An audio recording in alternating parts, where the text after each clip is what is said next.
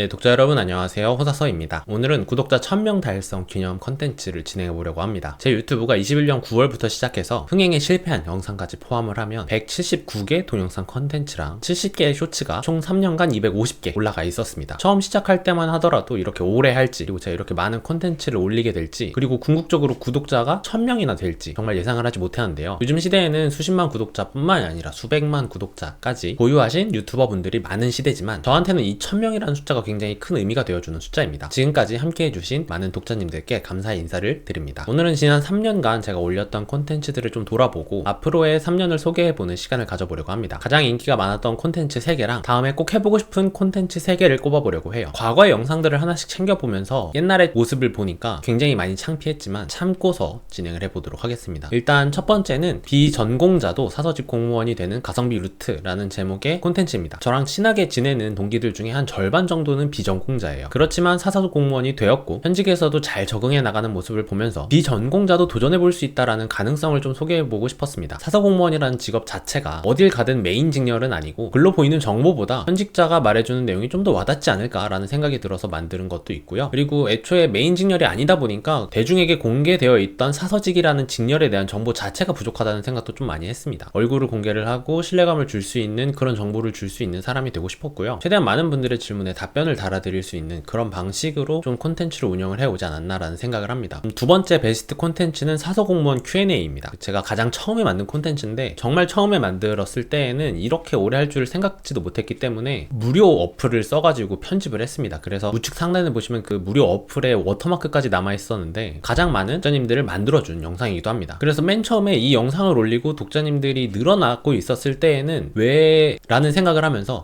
이렇게 감사한 분들이 계시기 때문에 내가 이걸 그만두면 안 되겠다라는 생각을 해서. 그리고 세 번째는 결정사 후기에 대한 콘텐츠입니다. 이 영상이 처음으로 이제 제가 알고리즘 신의 간택을 받은 영상이지 않을까 생각이 드는데요. 제가 유튜브를 우연히 보다가 개그맨이 결정사에 가서 상담을 받는 과정을 봤는데 너무 재밌더라고요. 나는 어떻게 상담을 해주실까에 대한 궁금증도 있었고 실제로 저렇게 하나? 라는 궁금증도 있어가지고 상담을 받으러 갔습니다. 당신은 몇 점입니다. 저는 몇 등급입니다. 이런 식으로까지 얘기를 해주지는 않지만 결혼할 때 이런 것도 고려를 해봐야 된다 라는 것들을 제가 굉장히 라이브하게 알고 있었더라고요. 생각했던 것보다 결혼이라는 건 좀 더 현실적이고 좀 더 조건적인 부분들도 있기 때문에 그런 것들에 대해서 좀 알아볼 수 있는 순간이 아니었나 생각이 듭니다. 앞으로 해보고 싶은 콘텐츠가 크게 3가지가 있는데 사실은 이 3가지들이 이미 준비 중이긴 합니다. 좀 오래 걸리는 콘텐츠이기 때문에 준비 중에 있고요. 일단 첫 번째는 외국어 공부입니다. 일단 영어랑 일본어를 공부를 하고 있고 간단한 어학시험 정도를 계획을 하고 있어요. 뒤에 나올 2가지 콘텐츠들을 하기 위해서 이 외국어라는 것들이 좀 밑바탕에 깔려 있어야 될 것 같다는 생각이 들어서 그리고 두 번째는 빅데이터 관련된 공모전입니다. 유튜브 콘텐츠로 올린 거는 거의 없던 걸로 기억을 하는데 매년 공모전에 나가는 활동을 하고 있습니다. 작년에도 했고 올해도 했고 감사하게 매년 상을 타고 있어요. 이 상을 타고 상금을 받고 하는 것들도 쏠쏠한 용돈이 된다 이런 식으로 부업과 관련된 콘텐츠도 올린 적이 있었는데 내년에는 빅데이터 공모전, 빅데이터 공부에 대한 울트라 러닝에 좀 더 집중을 해볼까 합니다. 그래서 결과적으로는 캐글에서 메달을 따는 정도를 생각을 하고 있어요. 어떻게 될지 모르기 때문에 이것도 노력을 하고 있는데 결과가 안 좋을 수도 있다. 그리고 세 번째는 투자와 관련된 콘텐츠입니다. 지금도 소소하게 투자를 하고 있기는 합니다. 주식도 하고 이제 부동산 공부, 경매 공부 이런 것들도 계속 하고 있고요. 그리고 언젠가 독립된 내 집 마련을 꿈꾸고 있습니다. 물론